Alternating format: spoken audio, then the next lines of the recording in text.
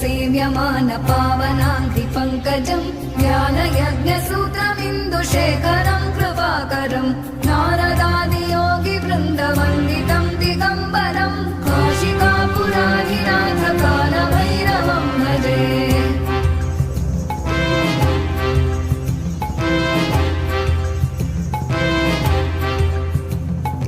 भानुकोटिभास्वरं भवाभितारकं परं नीलकण्ठमीप्सितार्थदायकं त्रिलोचनं कालकालमम्बुजाक्षमक्षशूलमक्षरं काशिकापुराधिनाथ कालभैरवं भजे।